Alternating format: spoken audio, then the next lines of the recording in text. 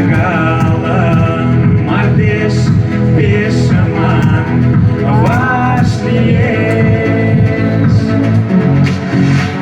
Likta tai kasdienė oškala, urendėnė, užės kutšos gyvenimą šarnaldėn. Gyvenimo toras